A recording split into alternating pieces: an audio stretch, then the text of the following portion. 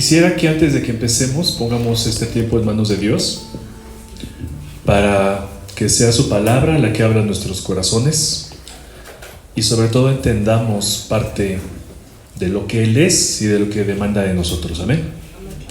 Así que te pido que por favor inclines tu rostro, cierres tus ojos y que nada te distraiga y concéntrate solamente en nuestro Señor, en nuestro Padre. Mi Dios, gracias te damos esta mañana que podemos presentarnos delante de ti, que tenemos entrada a tus atrios por la voluntad de Jesucristo y su sacrificio en la cruz, que podemos ser transformados mediante tu palabra, Señor.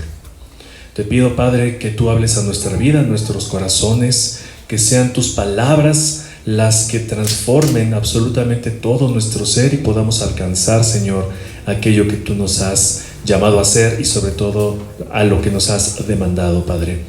Este tiempo es tuyo. Sé tú, Señor, sobre este mensaje y tú abre nuestros oídos y corazones para poder entender y ser transformados por el poder de tu Evangelio. En el nombre de Jesús te lo pedimos. Amén y amén. Quiero que saques tu Biblia y me acompañes esta mañana.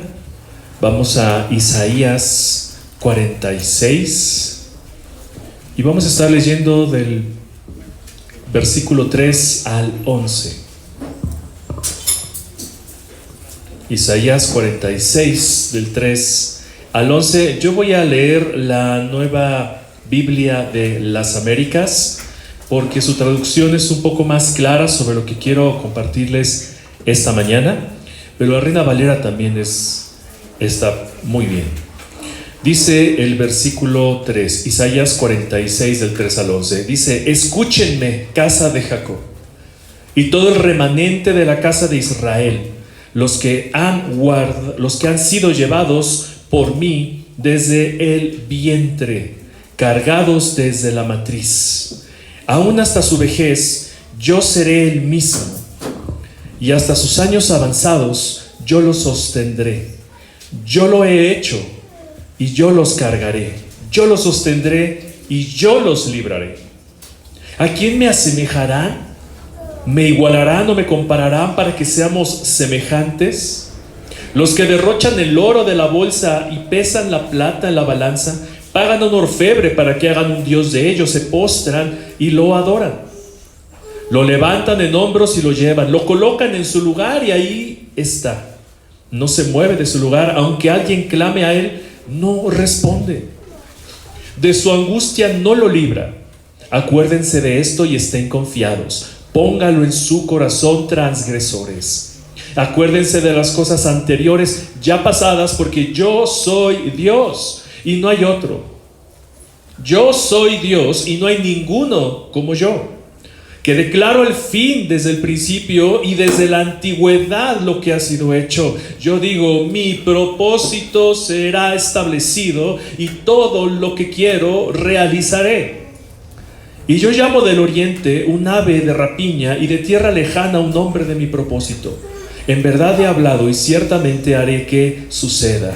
Lo he planeado, así lo haré. Qué palabra tan más hermosa es la que nos está regalando el Señor a través del profeta Isaías. Y el mensaje que vamos a ver el día de hoy se llama Descansando en la soberanía de Dios. Ese es el mensaje de hoy, descansando en la soberanía de Dios.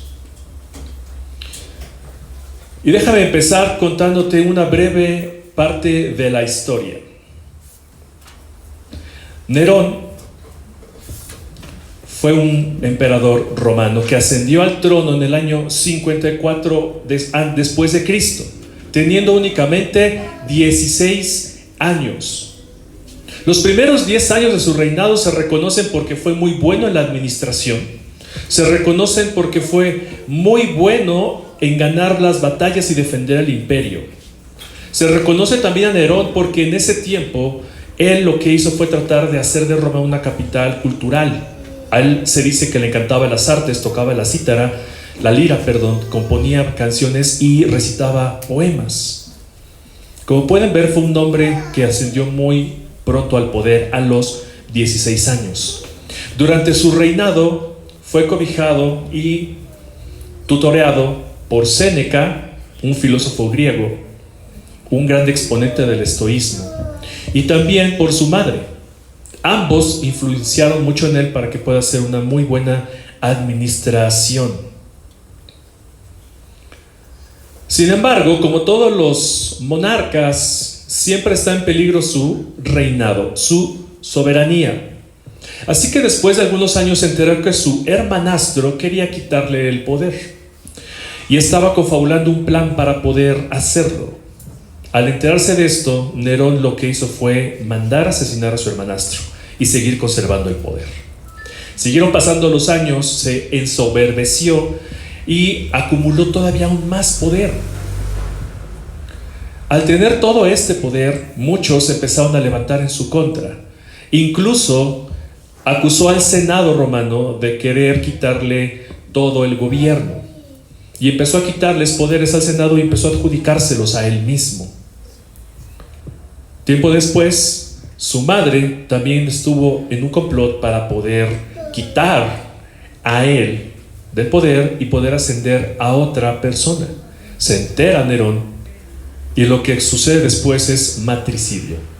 Manda matar a su madre, no sin antes haberla desterrado. Se casa, tiene hijos y empieza a ser un promiscuo. Se dice que a Nerón le encantaba visitar las tabernas, le encantaba visitar los lugares donde pudiera recitar su poesía y a visitar prostíbulos.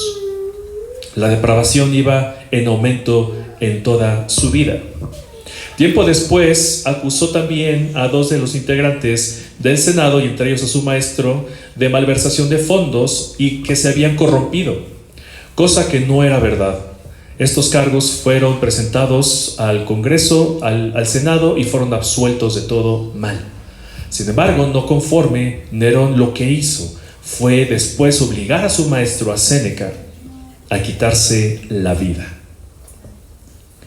Y así Nerón fue acumulando todavía aún más poder y más poder. En el año de 64 después de Cristo, el 19 de julio, hubo un gran incendio en Roma que duró 5 días. Durante esos 5 días, 5 de los 14 distritos fueron quemados completamente y otros 7 quedaron absolutamente dañados. Imagínense que la Ciudad de México, de las 16 delegaciones, se queman 5 y 7 terminan muy dañadas y las demás hay más o menos. ¿Cómo estaría la ciudad? Sería un caos, ¿cierto? Y esto pasó en Roma. La ciudad ardió por 5 días y quedó prácticamente devastada. ¿Cuál era el propósito de Nerón? Bueno, después de esto, él quiso reconstruir la ciudad, quería embellecerla, quería hacer una nueva Roma. Así que se empezó a circular un rumor por ahí de que Nerón mismo había sido quien mandó incendiar la ciudad. Algunos historiadores hasta la fecha dicen que esto es verdad, otros están en contra, no lo sabemos, pero todo parece apuntar que mismo Nerón fue quien mandó incendiar la ciudad para poder construir no solo una nueva Roma, sino también construir su nuevo palacio de oro. Casualmente, ¿verdad? Casualmente en unos terrenos que el fuego ya había limpiado. Qué conveniente, ¿cierto? Y él empezó a invertir mucho dinero de su tesoro para poder construirla, pero el dinero se estaba acabando. ¿Qué pasó después? Que empezó a exigir a todas las provincias romanas más impuestos, más impuestos, más impuestos. ¿Qué creen que pasó con las provincias romanas? Obviamente empezaron a caer en mucha desesperación porque había que pagar más impuestos al emperador romano. Y empezó todo un caos. Todo este caos llegó hasta los oídos de Nerón, y sabiendo que él estaba siendo acusado de que él mismo provocó el incendio de Roma, tenía que buscar algún chivo expiatorio. En ese momento que estamos hablando, en el 64, el movimiento cristiano estaba tomando mucha fuerza.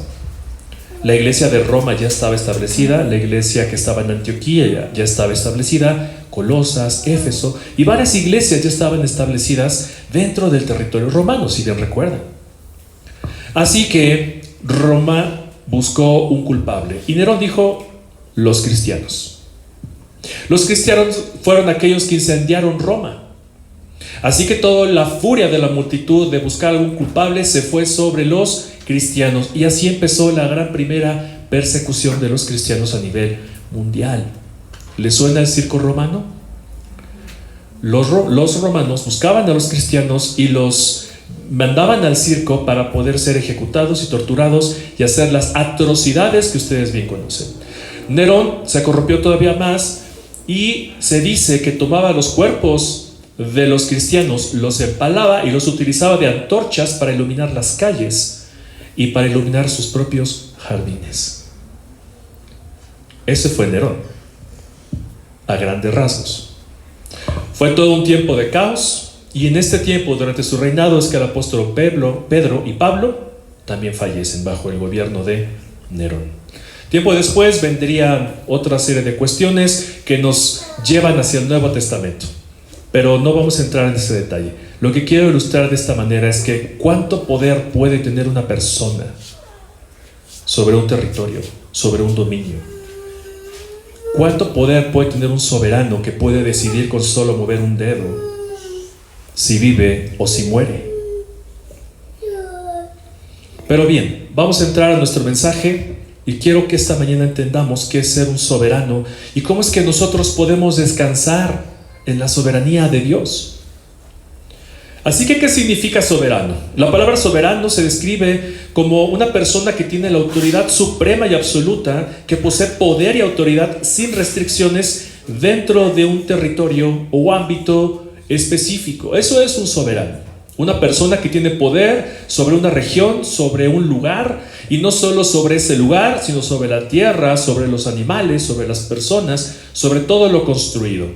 Si tú conoces y recuerdas tus clases de civismo, recordarás que México es una serie de estados que son libres y soberanos. ¿Qué significa esto? Que cada estado de la República puede tener su propia constitución y sus propias leyes. Por eso es que algo es ilegal en México, en la Ciudad de México, y puede ser legal en Monterrey, en Chihuahua, en Guadalajara, porque cada estado es libre y soberano.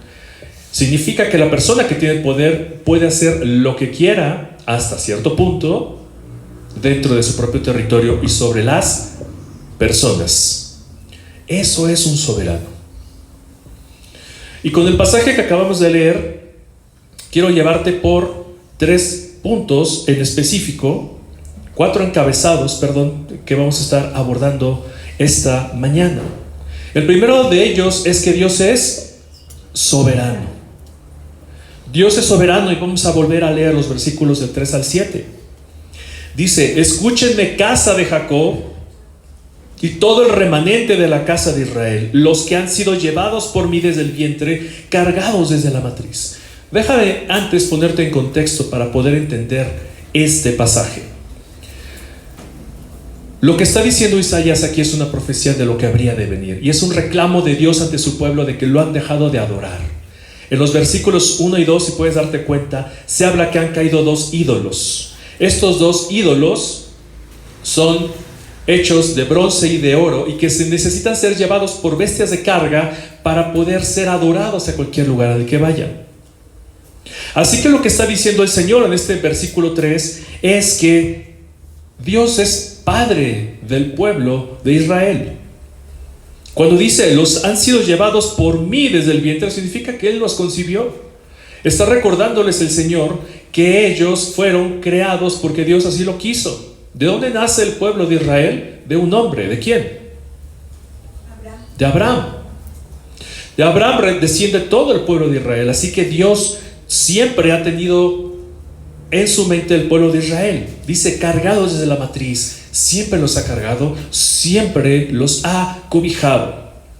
Verso 4: aún hasta su vejez yo seré el mismo, dice el Señor, y hasta sus años avanzados yo los sostendré. Yo lo he hecho y yo los cargaré. Yo los sostendré y yo los libraré. Aquí el Señor nuevamente le está diciendo: yo sé quién eres, yo te concebí, yo te cargué desde que eras un bebé, todo el pueblo me pertenece, y aún hasta tu vejez yo voy a ser el mismo. Mis promesas se van a cumplir, es lo que está diciendo el Señor.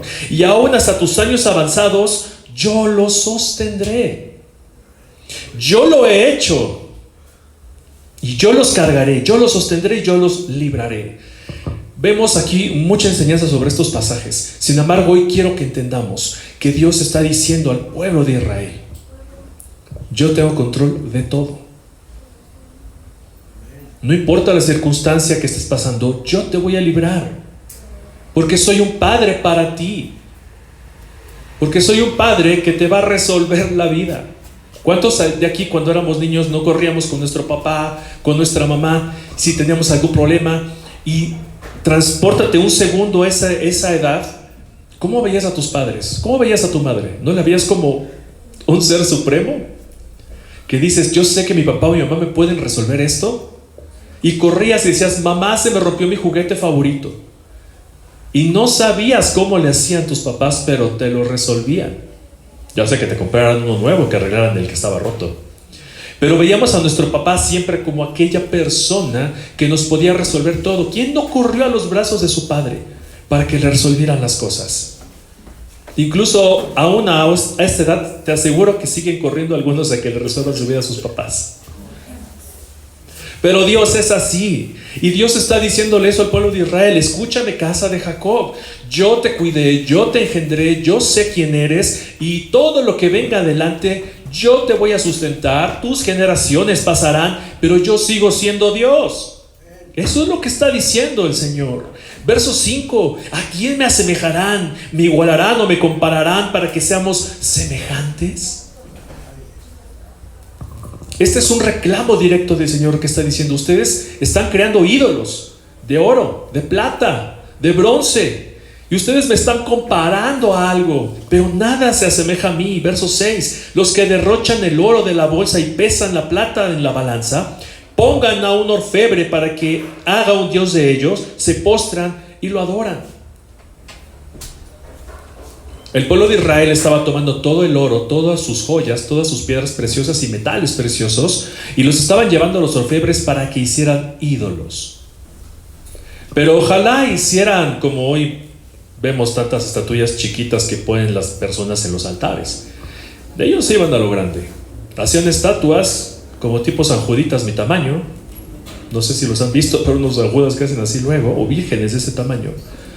Y no los podían mover de tan pesados que eran. Así que invertían todo lo que tenían para fabricar ídolos. ¿Y qué estaban haciendo? Sacar a Dios, ¿de dónde?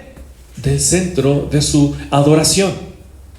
Ponían ese ídolo delante en sus casas y le empezaban a rendir culto. El pueblo de Israel en este momento ya estaba muy corrompido. Estaban haciendo adoración a Moloch, estaban adorando a los Baales. Era un pueblo que ya estaba muy desviado del pacto que Dios había hecho con ellos. Imagínate que tú tomaras todas tus monedas y fueras con un orfebre y le dijeras: quiero que me hagas una virgencita de ese tamaño con todo mi dinero, por favor.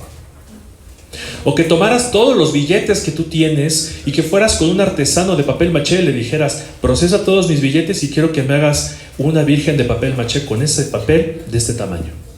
Bueno, pues eso es lo que estaba haciendo el pueblo de Israel. Toda la riqueza que acumuló el pueblo de Israel, que no ganaron ellos, ¿quién se las dio? Dios. Por medio de las conquistas, por medio de todas las batallas a los que ellos fueron, Dios les dio toda esa recompensa.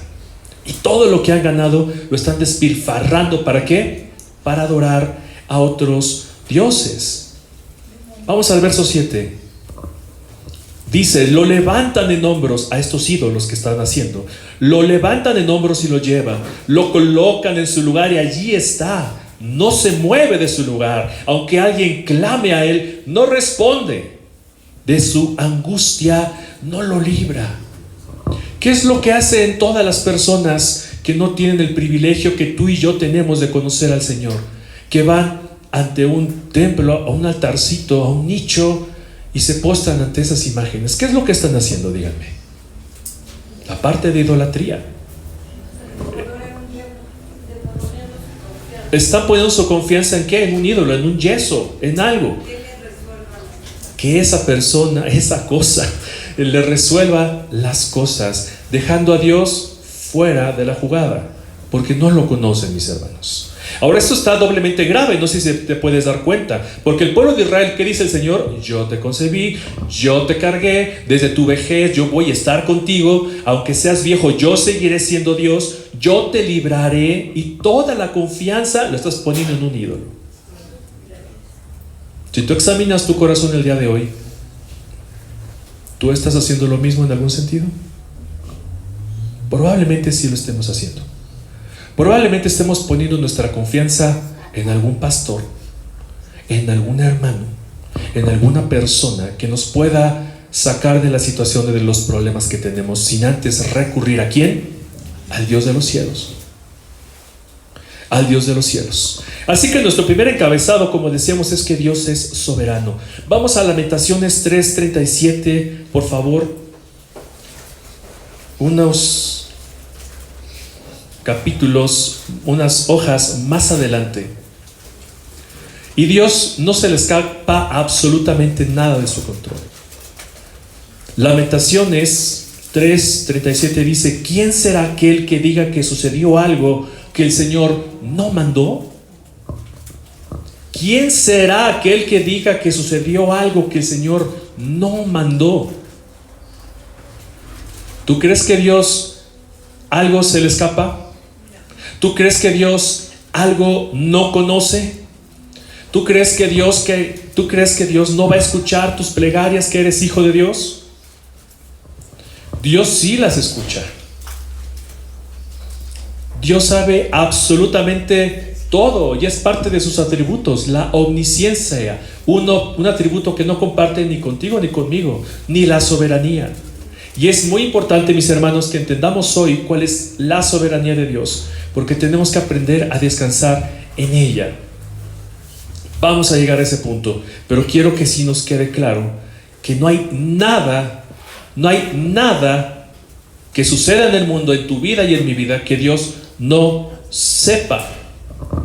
Vamos a regresarnos ahora al Salmo 89, por favor. Vamos a estar brincando un poquito en la escritura para entender todavía más la soberanía del Señor, por si no ha quedado claro. Salmo 89, del 9 al el 9 y 11, dice 9: tú tienes dominio sobre la braveza del mar, cuando se levantan sus ondas, tú las sosiegas.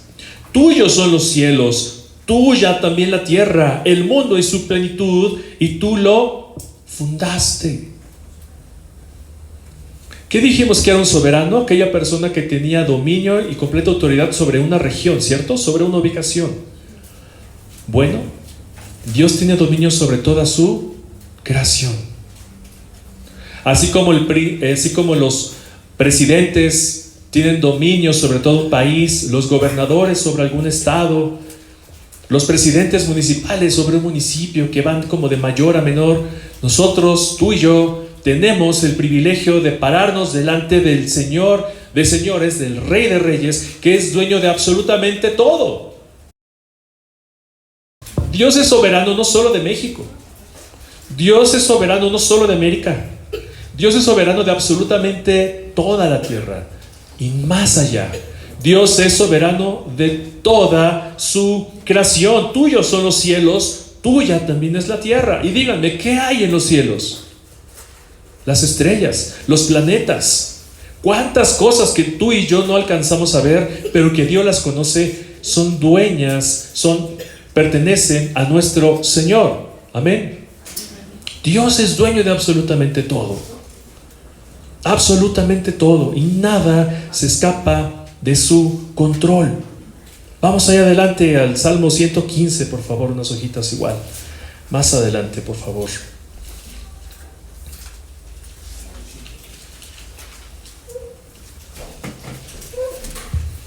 Versículo 3 dice: nuestro Dios está en los cielos, todo lo que quiso ha hecho.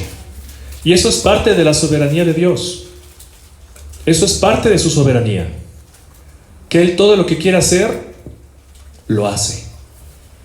A Él le place hacer las cosas. y no hay nadie quien le pueda dar consejo, y Dios no le rinde cuentas absolutamente a nadie, porque Dios es soberano. Salmo 135, ahí adelantito unas hojas, unos capítulos más adelante. Salmo 135, 6.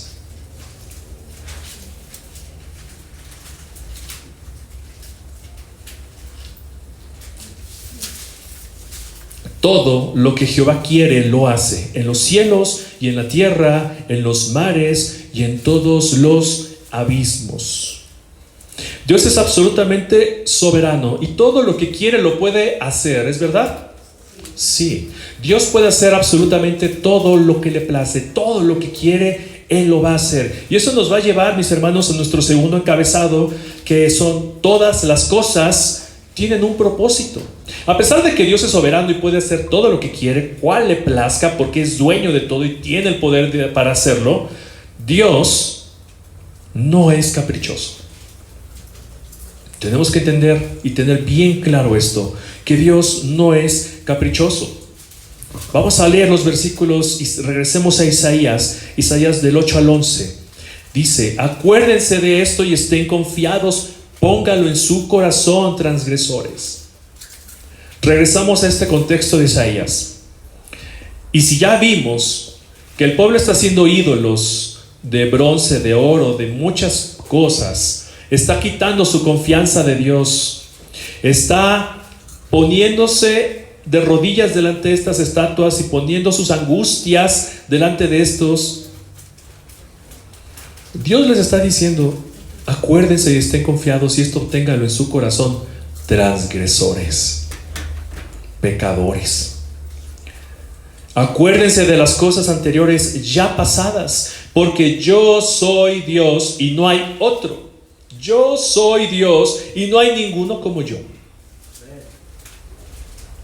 Si tomas un segundo para reflexionar, el Señor puede que nos esté diciendo a nosotros también: acuérdense de las cosas anteriores ya pasadas. Acuérdate de todo aquello que ya has pasado. Acuérdate de todo aquello en lo que tú has vivido. Acuérdate de las circunstancias complejas. Acuérdate de los problemas. Acuérdate de las tristezas.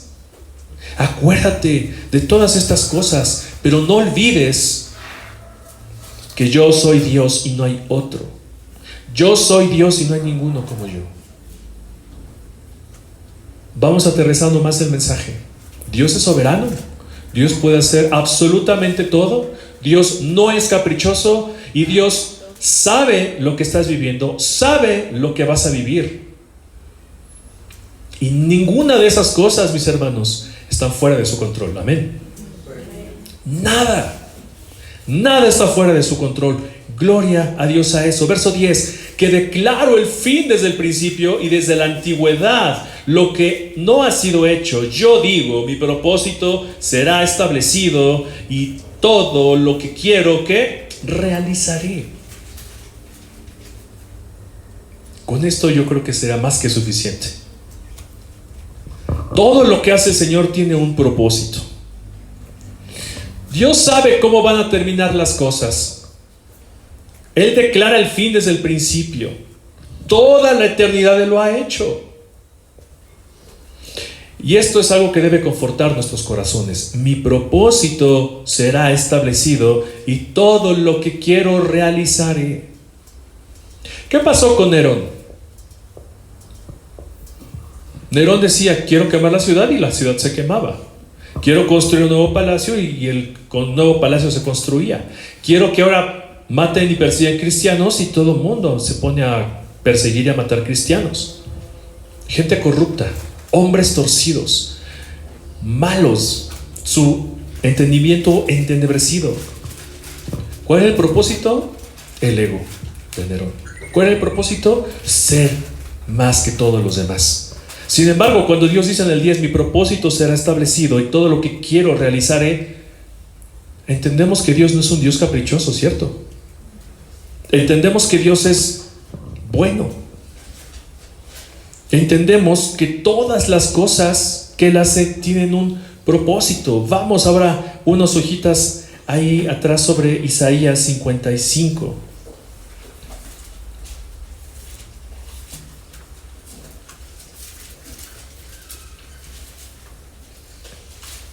Isaías 55, vamos a leer el 11, ¿qué dice?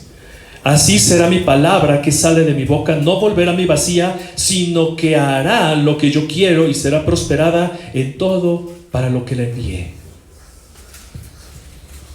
¿Qué poder tiene el Señor que con solo abrir su boca todo se cumple? No sé si te has puesto a reflexionar en esto, pero cuando tú revisas Génesis, encuentras que Dios en la Escritura dice, y dijo Dios, hágase la luz, y dijo Dios que los mares den monstruos en las aguas, y dijo Dios que se llene la tierra, y dijo Dios, ese es el poder de su palabra. Dios solo necesita hablar y las cosas se crean. Dios solo necesita decir las circunstancias y las circunstancias se forman. Y este versículo que encontramos aquí en Isaías 55:11, así será mi palabra que sale de mi boca, no volverá a mí vacía, sino que hará lo que yo quiero y será prosperada en aquello para que la envíe. Es decir, que lo que Dios está diciendo de tu vida, de mi vida, se va a cumplir sí o sí, te guste o no. Como dicen coloquialmente en buen mexicano, cuando no te toca, aunque te pongas, y cuando no, aunque te quites. Pero Dios siempre va a cumplir su propósito en nuestra vida, y lo que Él dijo se va a hacer. Ahora, te puedes estar preguntando, ¿cómo voy a encontrar descanso en todo esto? ¿Cómo es que yo entonces voy a tener descanso ante la circunstancia que está pasando en mi vida? ¿Cómo es que voy a encontrar paz en aquella tormenta que estoy pasando? Bueno, todo está bajo su control y con un propósito. ¿Qué dice Romanos 8:28? Y los que aman a Dios sabemos que todas las cosas que ayudan a bien, esto es a los que conforme a su propósito son llamados. ¿Y cuál es el propósito que Dios tiene para tu vida y mi vida? ¿Cuál es el propósito? No estamos hablando de que tengas un propósito de ser pastor o ministro o diácono o ser cada día más como Jesucristo. Ese es el propósito tuyo y mío, de todos, que seamos cada vez más parecidos a Jesucristo. Efesios 4:11, que crezcamos hasta que tengamos la estatura del varón perfecto, a la plenitud de Cristo. Ese es tu propósito, mi propósito. Si dices, ¿cuál es mi propósito en la vida, Señor? Porque no estoy sirviendo en la iglesia, o porque creo que tengo tales dones, pero no los estoy ejerciendo, me siento inútil. Bueno, tranquilo. El propósito que Dios tiene para nuestra vida es primero ser como Jesucristo. ¿Y cómo vamos a llegar a esa estatura? Por medio de las pruebas, por medio de las circunstancias. Circunstancias que tú provocas muchas veces, sí, por malas decisiones que tomas, por malas decisiones que estamos tomando, porque estamos sacando a Dios del centro de nuestra vida y estamos acercándonos a aquellas personas o a cosas que creemos que nos pueden solucionar los problemas. No estamos confiando en nuestro Señor. Pero aunque tú hagas todo eso, dice nuestro Padre, mi propósito será establecido y todo lo que quiero realizaré. ¿Qué dice Efesios 11? Vamos rápidamente a Efesios 1:11, perdón.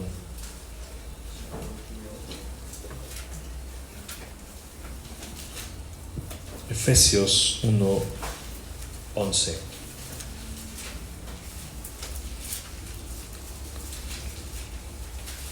¿Qué está primero? ¿El 1 o el 2? No me acuerdo.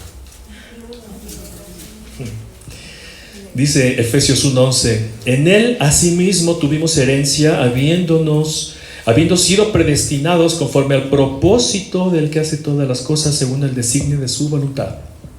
Todas las cosas provienen de Él, son de Él, para gloria y alabanza suya. Mis circunstancias son para su gloria, sí, amén.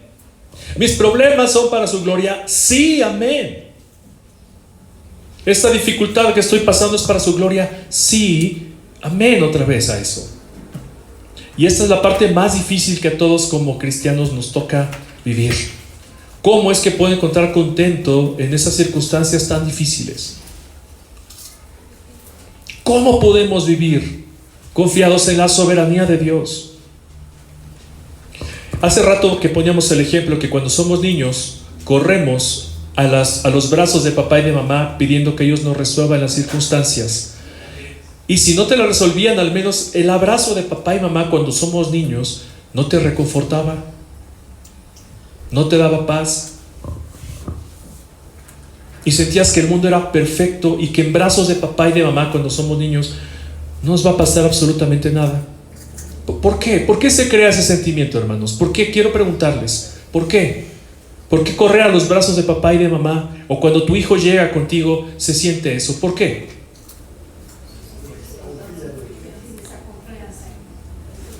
Exacto. Porque lo conoces, ¿cierto?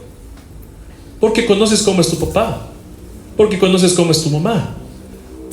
Porque te da esa seguridad. ¿Cómo? Porque vives con tu papá, porque convives con tu mamá. Por eso te da esa seguridad. Porque sabes cómo es tu papá, porque sabes cómo es tu mamá.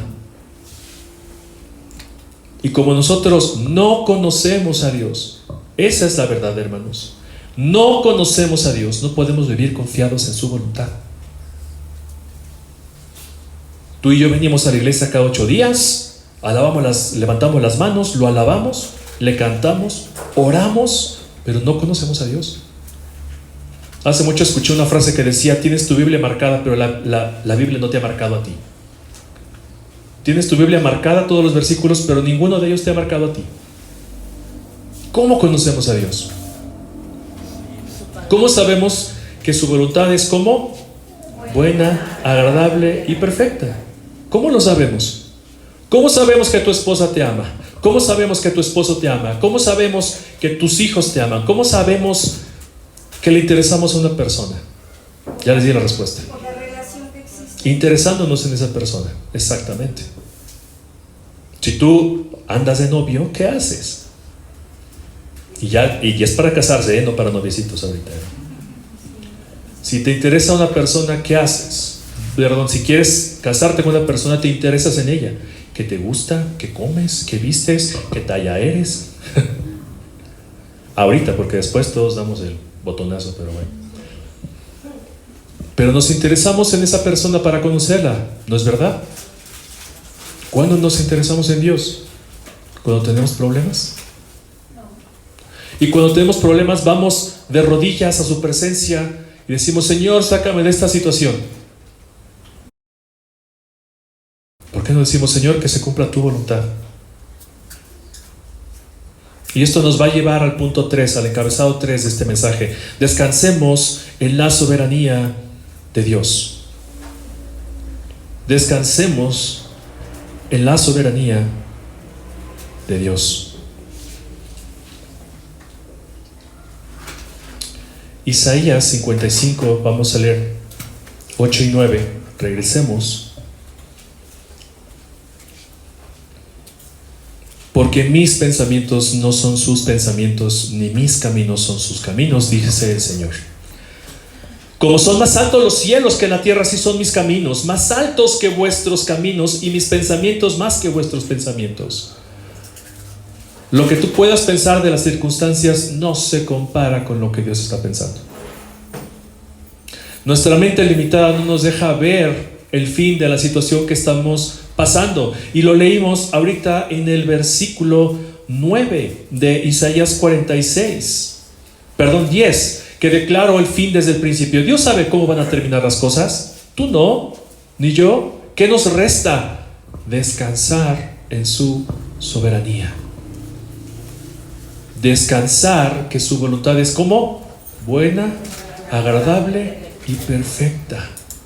Pero ¿cómo vamos a entender esa voluntad si nuestra mente no ha sido renovada? Como dice precisamente Romanos 1. Transformemos nuestro entendimiento. Y una vez que tu entendimiento es transformado, Romanos 12:2, ya es cuando dice: para que comprobéis. No dice para que veas a ver si no, se comprueba. Está diciendo de facto que la voluntad de Dios es ¿qué? Buena, agradable, perfecta. Oye, pero no es bueno para mí, estoy sufriendo de esto. Pero el Señor tiene un propósito en aquella situación. Oye, pero no es agradable lo que estoy viviendo.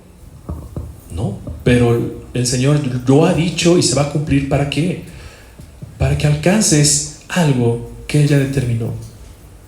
Oye, pero ¿cómo va a ser perfecta su voluntad si me está pasando tales cosas? Es en la perfección de Dios, no en tu perfección. Lamentablemente nadie somos perfectos. Así que descansa en la soberanía de Dios. No sé qué problema estás pasando hoy, no sé cuáles son tus circunstancias, no sé si tienes alguna enfermedad, no sé si tienes alguna aflicción, pero hermano, yo quiero animarte esta mañana a que conozcamos a Dios en su soberanía. Pocas veces se habla de los atributos de Dios en una iglesia, pero es muy importante que empezamos a estudiar todos y cada uno de los atributos de Dios. Y hoy estamos estudiando la soberanía. Estamos en una etapa en la iglesia donde todos tenemos que servir o estamos aprendiendo a servir. Y vienen ya estos roces entre hermanos, ¿no es verdad? Todo nos ha pasado. Y la soberanía de Dios, ¿tú crees que no está ahí? ¿Dios permite que estas cosas pasen? Sí. ¿Dios ignora que pasen? No. Es omnisciente. Pero Dios tiene control de absolutamente todas las cosas. Vamos ahí a Romanos 11:33, por favor. Del 33 al 35 vamos a estar leyendo.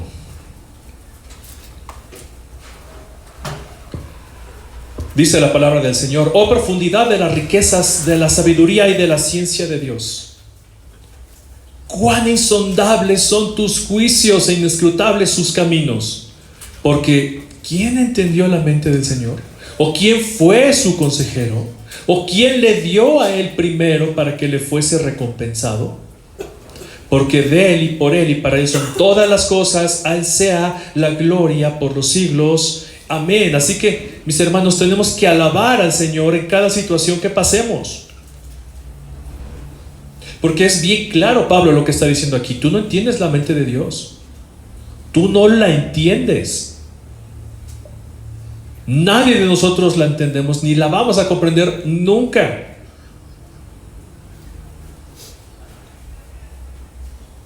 Pero el 36 nos debe dar esa confianza. De Él y por Él y para Él son todas las cosas.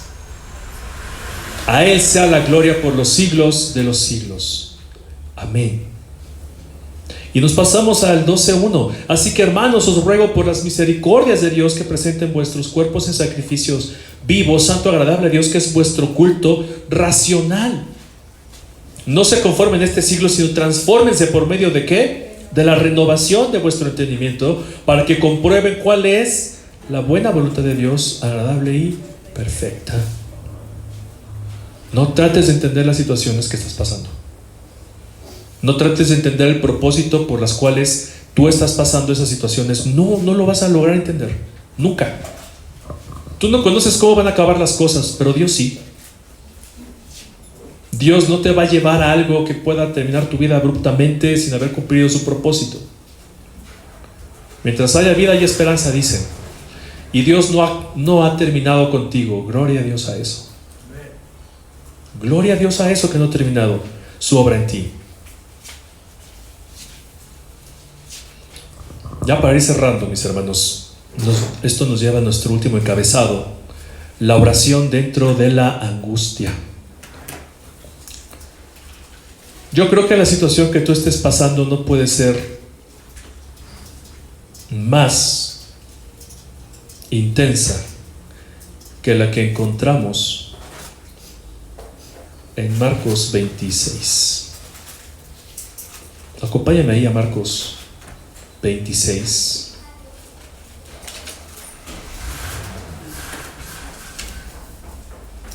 Discúlpenme, Mateo 26.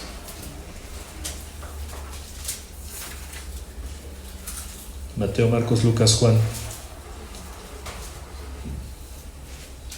¿Sabían que eran romanos? No, les iba a contar un chiste, pero no. Luego me regañan.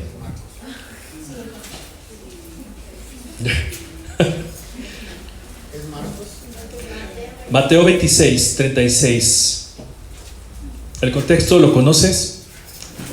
¿Cuál es el título? Jesús ora en Getsemaní. Entonces llegó Jesús con ellos, con sus discípulos, al lugar que se llamaba Getsemaní, y dijo a sus discípulos: siéntense aquí, entre tanto yo voy allí y oro. Y tomando a Pedro y a los hijos de Zebedeo, que son Jacobo y Juan, comenzó a entristecerse y a angustiarse en gran manera. Aquí me voy a detener. ¿Puedes imaginar nuestro Señor Jesucristo? ¿Cómo empezó a entristecerse y a angustiarse de tal manera? ¿Puedes pensar en la humanidad de Jesús por un segundo? ¿Qué estaba a punto de suceder? Jesús sabía que en un par de horas iba a estar siendo crucificado.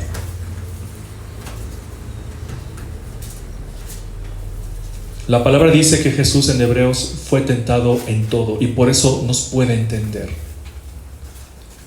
No sé cómo estarías tú si el día de mañana hubiera una persecución aquí a todos los que somos creyentes y dijeran: todos los que están aquí en esta iglesia local, el día de mañana van a ser fusilados. ¿Cómo estaría tu alma? ¿Cómo estaría tu carne? Sabiendo que en un par de horas vas a morir. De entrada, ¿aceptarías tu condena o renunciarías y apostatarías de tu fe? Eso es lo primero. Y si dices que sí aceptas la condena porque realmente Dios y el Señor es Él de tu vida, ¿cómo estaría tu alma en tu angustia? Yo no estaría tranquilo. Así que no es para menos que Jesús esté entristecido y angustiado en tal manera ante tal situación. Entonces Jesús les dijo: mi alma está muy triste hasta la muerte. Quédense aquí y velen conmigo. En la dificultad, Dios buscó a sus discípulos también para que le hicieran compañía. No quería estar solo Jesús. No quería estar solo. Estaba angustiado, estaba triste. Yendo un poco más adelante, se postró sobre su rostro y orando y diciendo: Padre mío, si es posible, pase de mí esta copa, pero no sea yo como quiero, sino como tú. Si entiendes el mensaje que hemos llevado hasta ahora, Jesús está reconociendo la soberanía del Padre aquí, ante las circunstancias. Pero Jesús es Dios, sí, pero estaba sujeto en su humanidad a Dios, 100% hombre y 100% Dios.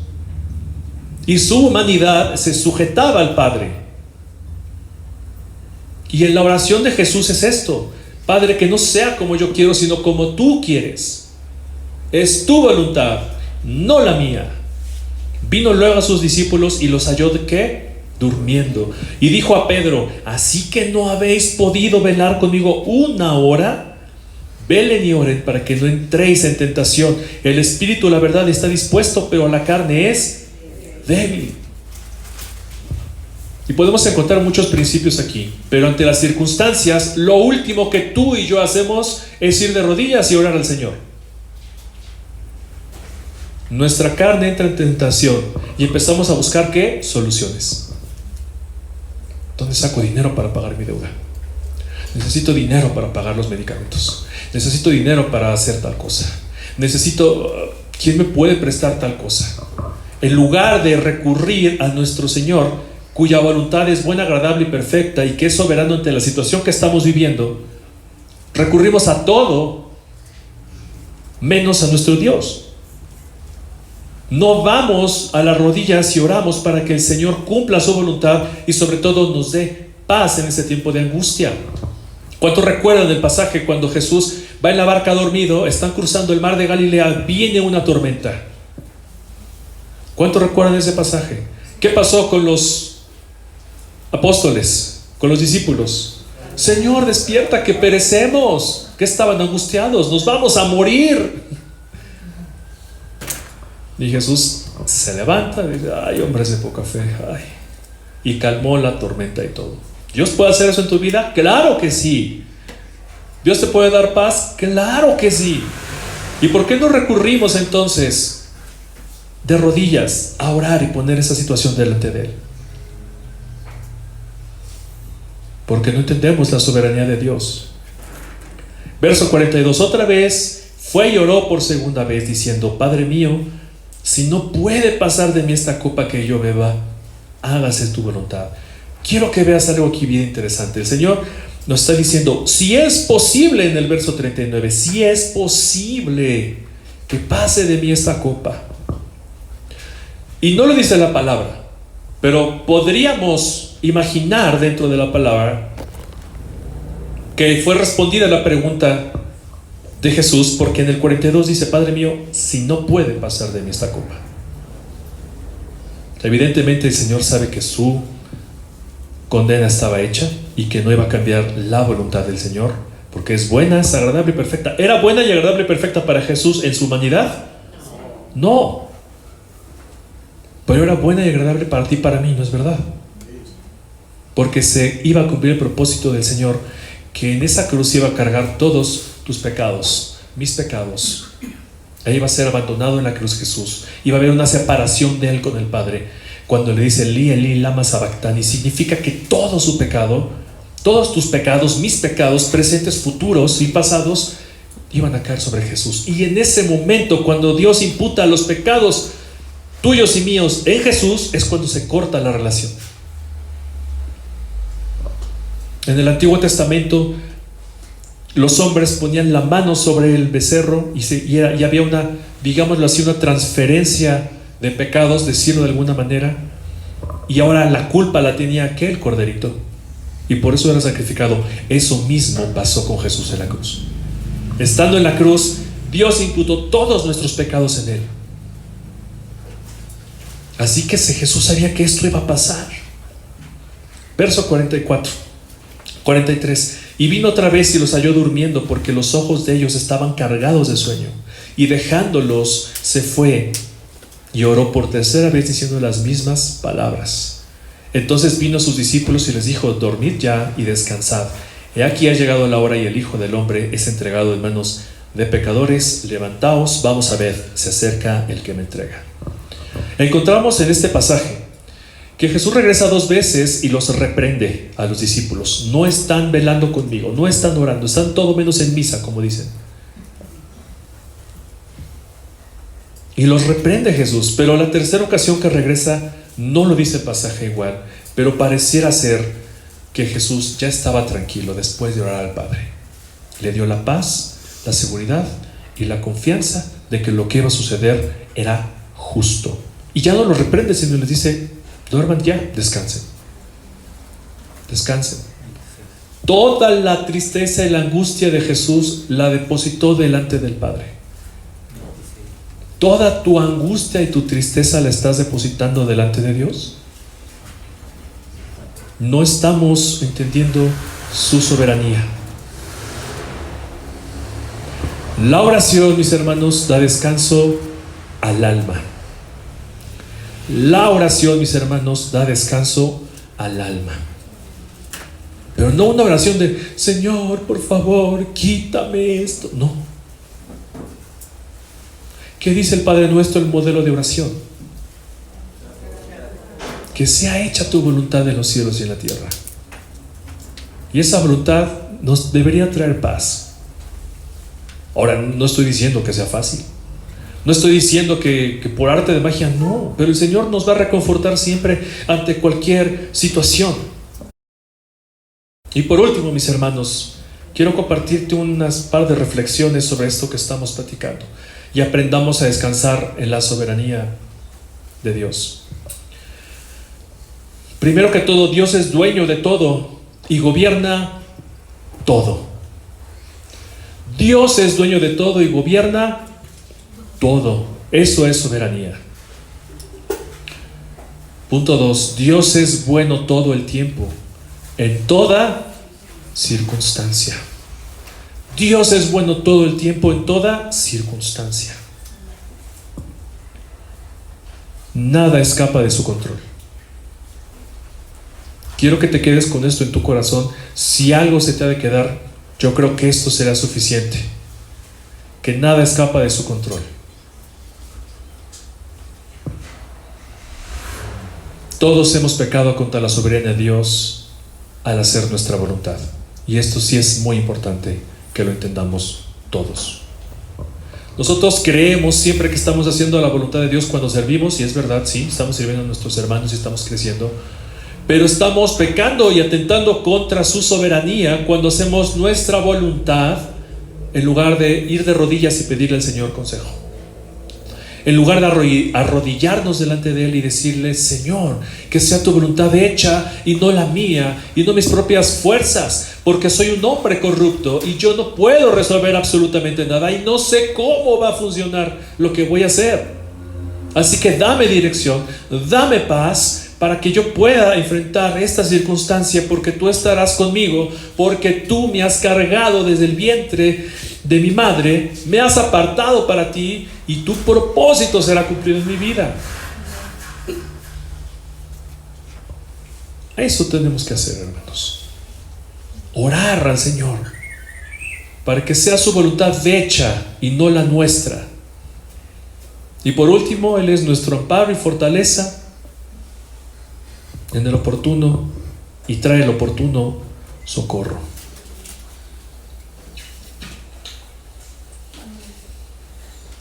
Quiero que esta mañana te pongas de pie.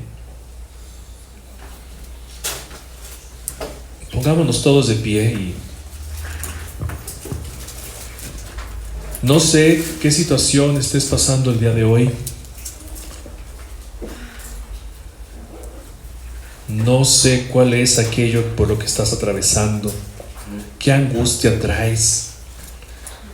Si estás triste, si sientes que no avanzas, que no encuentras solución a tus problemas, quiero esta mañana invitarte a que reflexiones sobre la soberanía de Dios. Que reflexiones que Dios tiene control de absolutamente todas las cosas. Que pongas delante de Él esa carga que estás llevando. Precisamente nuestro Señor dice: venid a mí todos los que estén cansados y cargados, que yo os haré descansar. No cargues esto tú solo. No lo cargues más. Entrégalo a nuestro Señor. Así que cierra tus ojos y inclina tu rostro. Y por favor, te lo suplico, ora a nuestro Señor y pon delante de Él aquello que tú no puedes resolver ni cargar. Y pídele al Padre que sea su voluntad hecha, pero sobre todo que te dé entendimiento, paz, seguridad, y que todas tus angustias desaparezcan, sabiendo que Él tiene control de todo, sea de salud, sean económicas, sean físicas, sean de relaciones, cualquier situación. ¿Tú crees que Dios no la conoce? Claro que sí. ¿Tú crees que Dios no sabe lo que estás pasando? Claro que sí. ¿Tú crees que Dios no sabe lo que sufres? Por supuesto que sí. Así que ora ahí a nuestro Señor, ora a nuestro Padre. Mi Dios, nos presentamos delante de ti, sabiendo que hemos pecado, Señor, tratando de hacer nuestra voluntad, tratando de resolver las cosas que nosotros no entendemos y tratando de entender aquellas lo cual no nos compete. Padre, te pedimos que abras nuestro corazón para poder entender tus caminos en un sentido, que nos des paz en estas tormentas, sabiendo que tú las puedes acallar y calmar. Te pido, mi Dios, que seas tú el que obre en nuestras vidas, en nuestros corazones, ante las circunstancias. Nos des los medios también para salir de estas circunstancias, pero que sea conforme a tu voluntad y no la nuestra. Que sea hecha tu soberanía, Señor, que sea ejercida tu soberanía sobre nuestras vidas. Padre, tú conoces nuestros corazones, conoces nuestros pensamientos. Por eso te pedimos que tu Espíritu Santo gobierne ambos y nos haga entender el propósito por el cual estamos atravesando esta situación. Porque tú eres más grande que nuestros pensamientos, más grande que nuestras intenciones y más grande que todos nuestros esfuerzos. Padre, perdónanos por atentar contra tu soberanía y querer resolver pensando que tú no estás al tanto de todo. Llévanos a un conocimiento mayor en las pruebas de ti, para que podamos ser como tu Hijo Jesucristo, y el día que estemos en tu presencia podamos estar contigo en la eternidad, porque hemos confiado nuestras vidas a ti. Te pedimos esto y te agradecemos en el nombre de Jesús. Amén.